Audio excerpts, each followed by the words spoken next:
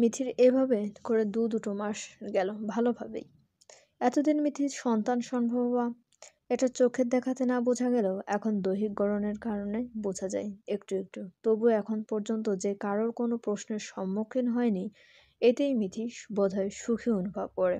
আজকাল মানুষকে কথাকে ও ভয় পায়, মানুষজনকেও ভয় পায়, মানুষের প্রশ্নকে তো আরও। মিথি ছোট শ্বাস ফেলে। এখন রাত ৮টা, তার কাজ শেষ। বাসায় যাওয়ার জন্য বেরিয়ে যেতে নিতেই দেখা হলো ডক্টর ফাজলিনের সাথে। মিথিকে দেখে সর্বপ্রথম সে হাসলো, বলল, মিথি ভালো আছো? মিথি তাকালো, বিনিময়ে সেও হাসলো। তবে মনে প্রশ্ন আসে, আদ্রর সাথে কি ডক্টর ফাজলিনের যোগাযোগ হয়? কোনোভাবে বলে দিলে আদ্র জেনে গেলে? শুকনো হেসে বলল, ভালো আছি, আপনি? একদম ভালো।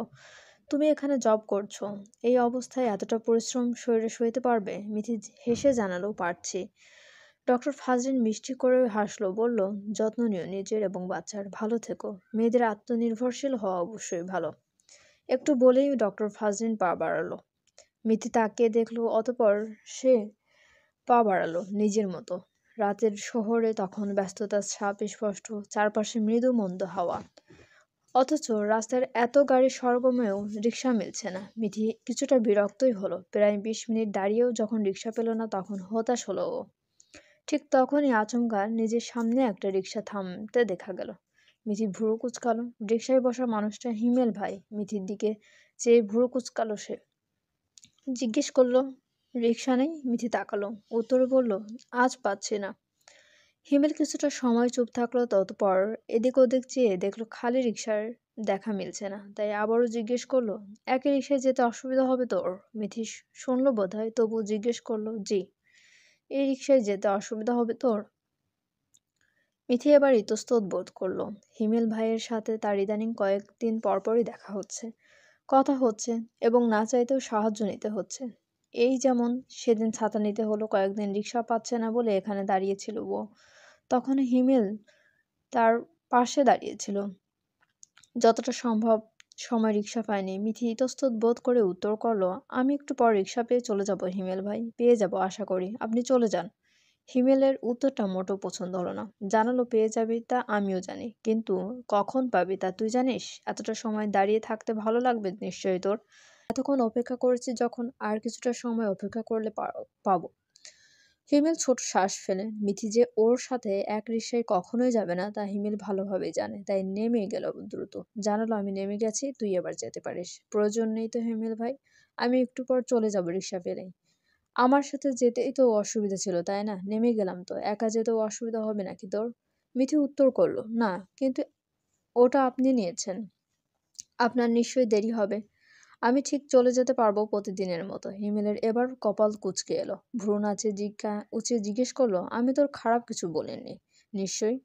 কিংবা খারাপ কোনো উদ্দেশ্য নিশ্চয়ই আমার নেই এতে।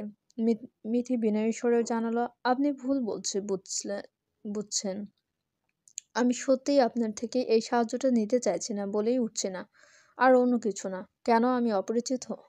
আপনি আমার গ্রামের বড় ভাই, এই ছাড়া খুব একটা পরিচিত আমাদের নেই হিমেল ভাই। ছোট থেকে আপনাকে হিমেল ভাই হিসেবে জেনে এসেছি, এটাই বলতে গেলে পরিচয়। কিন্তু এতবার সাহায্য নেওয়ার মতো আমার আপন কেউ নন আপনি। মোট কথা, আমি বারবার আপনার থেকে সাহায্য নিতে চাইছি না। তুই আমাকে অপরিচিত বলছিস, তাই তো? ওকে ফাইন, আমিও তোকে চিনি না আজ থেকে। মিথি নিরাশ হলো। পরপরই খালি রিকশা দেখা গেল। হাত উঁচিয়ে রিকশাটা ইশারা করে মিথি শুধালো, রিকশা পেয়ে গেছি হিমেল ভাই, আপনিও চলে যান।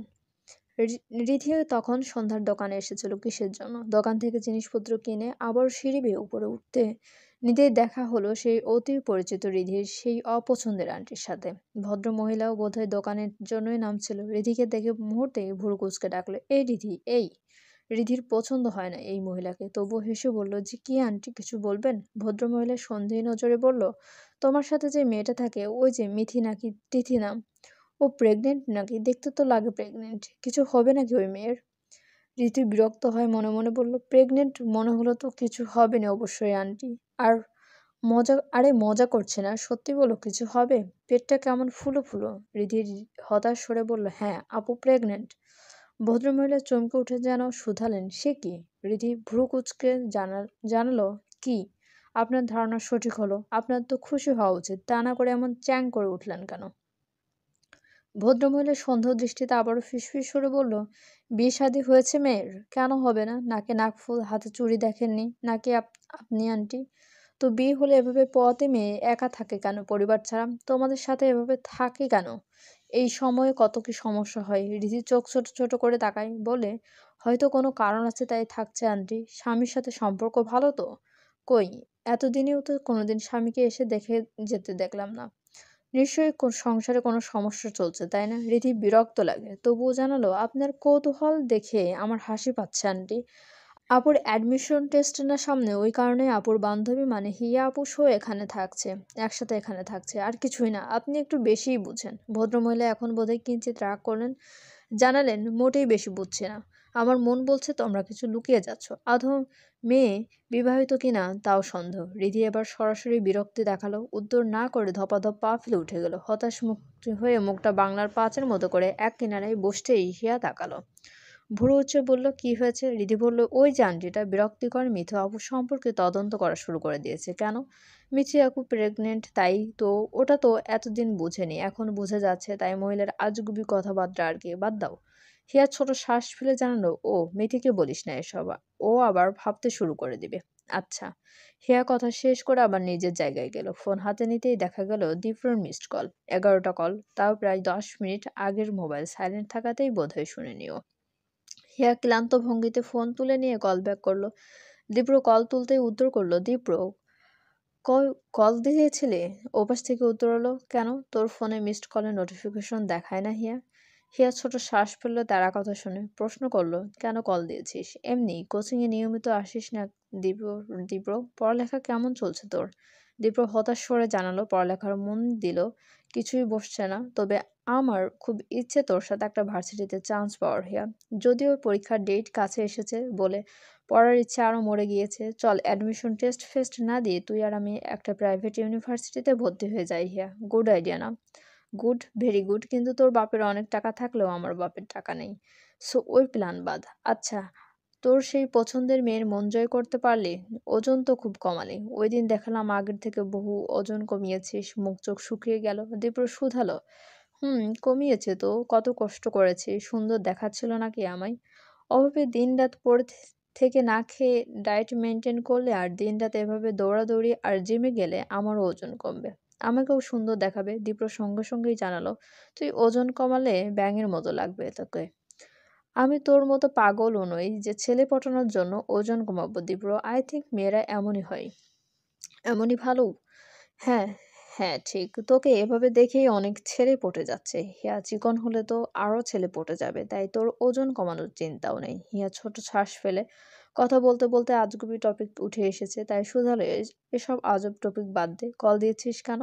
তোর বাসার ওখান দিয়েই যাচ্ছিলাম, প্রায় 5 দিন হলো তোর সাথে দেখা হয় নাই, তাই ভাবলাম দেখা করি, কিন্তু তুই তো কলই তুললি না। সাইলেন্ট ছিল ফোন। ও, দীপা আপু আসছে আজ দেশে। আম্মু বলেছিল তোকেও বলতে। আসবি? হিয়া ভ্রু কুঁচকে শুধালো, ইনভাইট করতে কেউ যদি এভাবে আসবি কিনা জিজ্ঞেস করে, তো উত্তর কি দেওয়া যায়? না মানে, তোকে তো এর আগেও বলেছিলাম আসিসনি। হিয়া উত্তর করলো, না এবারে। কয়েক সেকেন্ডে যাওয়ার পর বলল, আমার বাসা থেকে কত দূর দূরে গেলি এই 10 মিনিটে? বেশি না, তোদের রাস্তার মোড়ে রেস্টুরেন্টে। হিয়া মুহূর্তে প্রশ্ন ছিল, রেস্টুরেন্টে? তোর ওজন সতর্কতা। তোর কল পেয়ে ওখানে বাইক থামিয়েছি, রেস্টুরেন্টে ঢুকিনি। হিয়া হেসে বলল, এই ছেলেটাকে সে পরিচয়ের শুরু থেকেই দেখছে ওজন নিয়ে লড়াই করতে, কিন্তু ইদানিং বেশিই করছে। দীপ্র, ওকে তো ওর স্বাস্থ্য বেশি থাকায় অবস্থাও খারাপ লাগেনি। গালটা একদম সাদা ধবধবে হাঁসের ছানার ন্যায় ছিল। দীপ্রর গায়ের রং সাদা, আর লম্বা হতে ওকে সাদা ভূতও বলে বেড়াতো হিয়া। হেয়ার শুধু হলো, ভেরি গুড। আমার বাসার নিচে আয়, তারপর রেস্টুরেন্টে গিয়ে পেট ভরে খাবো। টাকা কিন্তু তুই পে করবি। দীপ্র দীপ্র মুহূর্তেই শুধালো, ঠেকা পড়ছে আমার। তুই খাবি, তুই পে করবি, আমি নাই। ছি, বোনের খাওয়ার বিলও পে করতে পারবি না? কোন বোন? হিয়া উত্তর করলো সঙ্গে সঙ্গে, তোর দূর সম্পর্কের খালাতো বোন হই দীপ্র, বোনের মতোই তো। দীপ্র প্রথমে চোখ ছোট ছোট করে চাইলো, অতপর বলল, শুনে খুবই খুশি হলাম, কিন্তু আমার পকেটে এই মুহূর্তে টাকার টও নেই যে আমি তোকে খাওয়াবো রেস্টুরেন্টে নিয়ে গিয়ে। কষ্ট পেলাম, না করেছি কষ্ট পেতে। হিয়া মুখ চোখ নিরাশ করে বলল, ফোন রাখ বেয়াদব, ঘুম দেবো আমি। বিপরীতে দীপ্র শুধালো, আমি আসলে তোর মুখে থাপ্পড় পড়বে, হ্যাঁ? বাসা থেকে নিচে আয়, আমি তোর বাসার নিচে আসছি। মুহিতের হাতে একটা সস্তা সিগারেট খুব যত্ন নিয়ে ও ঠোঁটে ছোঁয়। অতঃপর নিকোটিনের ধোঁয়া আকাশে উড়িয়ে দিতে দিতে বিড়বিড় করে বলে, ফুল কেমন আছিস? জানি ভালো নেই, তবুও আমার সাহস নেই ফুল তোকে ভালো রাখার দায়িত্ব নেওয়ার। তোকে একবার দেখতে যাওয়ারও সাহস নেই। যদি ভুলভাল অনেক প্রশ্নের সম্মুখীন হই, সেদিন তোর ভাবি যেমন প্রশ্ন করলো এই ভয়ে আমি গ্রামে যাচ্ছি না ফুল। আমি আসলে তোর অনুভূতির সত্যিই মূল্য দেইনি ফুল, সত্যিই তোকে ভালোবাসিনি। ভালোবাসলে মানুষ সর্বপ্রথম নিজের সম্মান নিয়ে ভাবতে পারে বল। যেদিন তোর ভাবি আমায় কল দিল, আমি সেদিনই টের পেলাম আমি তোকে ভালোবাসিনি ফুল। আমার যা কিছু আছে তা এক আকাশ পরিমাণ আফসোস। তোকে কেন তখন গুরুত্ব দিলাম না ফুল, এই আফসোস নিয়ে আমি আজীবন কাটাবো কি করে। রিধি পাশে এসে দাঁড়ালো, 2 এক সেকেন্ড হলো। মুহিবের এমন আকাশের দিকে চেয়ে বিড়বিড় করা দেখেও ভ্রু কুঁচকে নিল। এসেছিল ঝড় রাগ ঝাড়তে মুহিবের উপর, অথচ এখন কৌতূহল জন্মাচ্ছে এ লোকের প্রতি। কি বিড়বিড় করছে এ? রিধি ভ্রু কুঁচকে জিজ্ঞেস করলো, প্রেমিকার শোকে পাগল টাগল হয়ে গিয়েছেন নাকি মুহিব ভাই? কি বিড়বিড় করছেন এবং এমন? মুহিব থেমে গেল, পাশ ফিরে চাইলো রিধির দিকে, ভ্রু বাঁকিয়ে ওর দিকে তাকিয়ে মুখে সিগারেট ধোঁয়াটা আচমকা ছেড়ে দিল রিধির মুখের উপর। রিধির সঙ্গে সঙ্গে নাক মুখ কুঁচকে নিয়ে কেসে উঠল। অবশেষে কাশি থামিয়ে রিধি উত্তর করলো, মুহিব ভাই সমস্যা কি? আপনি সব সময় আমার উপর এমন তোড়জোড় করেন কেন? ধোঁয়া কেন হাঁক ছাড়লেন, হ্যাঁ? কেন? মুহিব উত্তর করলো, সবসময় আমি সিগারেট মুখে তুললেই তোমাকে তো আমার পাশে পাই। কেন? নিশ্চয়ই তোমারও সিগারেটের ধোঁয়া ভালো লাগে। মোটেই না। তো দাঁড়িয়ে আছো কেন? নাকি আমাকে ভালো লাগে? রিধি মুহূর্তেই নাক মুখ কুঁচকে উত্তর করল, ছি, আমি এসেছি রাগ ঝাড়তে, তো রাগ ঝেড়ে বিদায় হও।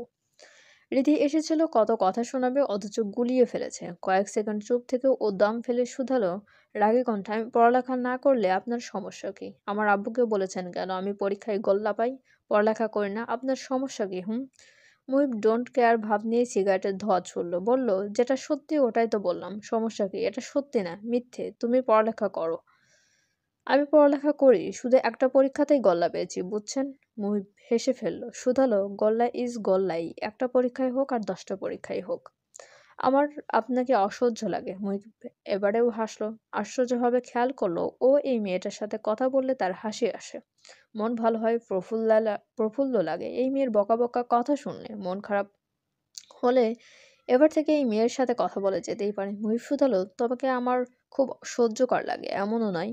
এই যে আপনি সারাদিন সিগারেট ফুঁকেন, জানে আপনার পরিবার? কেন? রিধি মুখ কুঁচকে বলল, আপনি আমার আব্বুকে আজে বাজে কথা বলেছেন, এখন আমিও আপনার আব্বু আম্মুকে আজে বাজে কথা বলবো? মুহিব ভ্রু নাচিয়ে বলল, কি বলবে? এই যে আপনি কোনো মেয়ের থেকে ছ্যাঁকা খেয়ে সিগারেট ফুঁকেন রোজ, এটাই। মুহিব হাসলো, বলল, তুমি বকা রিধি, এটা ছেঁকা নয় তো কি? মুহিব চুপ থাকলো, অতঃপর কিছুটা সময় চুপ থেকে গম্ভীর গলায় বলল, আফসোস না পারার আফসোস। না, কাউকে সঠিক সময়ে মূল্য দিতে না পারার আফসোস। তো এখন দেন মূল্য, এটাও সম্ভব নয়। রিধি ভ্রু কুঁচকে বলল, বিয়ে করে নিয়েছে নাকি আপনার ফেলে রেখে? হ্যাঁ। রিধি যেন পৈশাচিক আনন্দ পেল এবার, একদম ভালো হয়েছে, এই লোক কষ্ট পেয়ে সমুদ্রে ভেসে যাক, পৈশাচিক আনন্দ নিয়েই বলল ও। একদম উচিত কাজ করেছ, ওই মেয়েটাকে সামনে ফেলে আমি 100টা ধন্যবাদ দিতাম গুনে গুনে। মুহুর সাথে সেদিনের পর থেকে আদ্রর আচরণ বোধহয় বদলাতে শুরু করলো। যাকে এতটা ভালোবাসে, আদরের পুতুলের ন্যায় যত্ন করেছে, তার প্রতি আদ্রর আচরণ বদলে যাচ্ছে। আদ্র নিজের প্রতি বিরক্ত হলো বোধহয়। মুহু 7 দিনের ট্যুরে গিয়েছে কোম্পানি থেকে যাওয়া, অথচ সে একই ট্যুরে মিস্টার এহসানও গিয়েছে। 7-7টা দিন ট্যুর শেষে ফেরার পর মুহু এবার আদ্রর সাথে দেখা করেনি। আদ্র কল দিয়ে ডাকেওনি, তবু আদ্র এসেছে মুহুকে দেখার জন্য। এতগুলো দিন দেখেনি বলে কথা। অতঃপর ঘন্টা 2 মুহু আর আদ্রর সময়টা ভালোই কাটলো, ফুরফুরে প্রেমিক প্রেমিকার নাই। কিন্তু এরপর মুহূর্তেই মিস্টার এহসানের কল এলো মুহুর ফোনে। আদ্র ভ্রু কুঁচকে ফেলে, এত রাতে সে কেন কল করবে মুহুকে? আদ্র নিজেই শুধালো, মুহু, আবার সে মিস্টার এহসান? সোজাসুজি বলো, তুমি তার প্রতি ইন্টারেস্টেড? মুহুকে বিরক্ত দেখালে এই প্রশ্নে ফোনটা কেড়ে নিল ও। আদ্র আবারও বলল, আবার আর কতবার এই নিয়ে ঝামেলা করব আমরা? পছন্দ হচ্ছে না আমাকে আর, নাকি নতুন পুরুষে দেখে চোখে লেগেছে, কোনটা? মুহু তখনই জানালো, আদ্র ভুল বুঝছো তুমি আমায়। আমি যা বুঝার বুঝতে পারছি মুহু, ছোট বাচ্চা নই আমি। তুমি বলো, পুষছে না আর আমাকে দিয়ে, তাই তো? কি চাইছো শিওরলি বলো।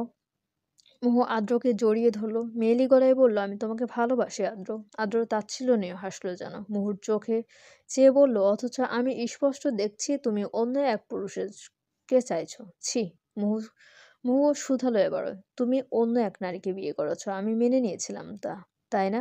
তাহলে আমার বিজনেস পার্টনার নিয়ে তোমার অসুবিধা হবে কেন? আদ্র ভ্রু কুঁচকে বলল, শর্ত কি রেখেছিলে? আমার বিয়ে করা বউকে আমি ছুঁতেও পারবো না। যদি ছুঁই তুমি সম্পর্ক ভেঙে দেবে বলেছিলে কিনা? মুহূর্তাচ্ছিল নিঃশুত হলো, তোমার মতো পুরুষ বউকে ছুঁয়ে দেখেনি আদ্র। এটুকু বিশ্বাসযোগ্য যে বিয়ের আগে প্রেমিকাকে ছুঁতে পারে, সে বিয়ের পর বউকে ছুঁয়ে দেখেনি। অধিকার থাকা সত্ত্বেও আদ্রর এদিকটাই নড়ে বড়ে হলেও ও দেখালো না। মোহর গাল চেপে চল শক্ত করে শোধালো, তোকে ছুঁয়েছি কারণ তুই প্রথমে আমার কাছে আসতি বুঝলি। আমি প্রথমে তোর কাছে যাইনি, তুই অধিকার দিয়েছিস বলেই কাছে গিয়েছি। আর কারোর কাছে গিয়েছি। তুই আমার মতো পুরুষ বলতে কি বোঝালি বল। চলবে, চ্যানেলটি সাবস্ক্রাইব করে আমাদের সঙ্গে থাকুন। ধন্যবাদ।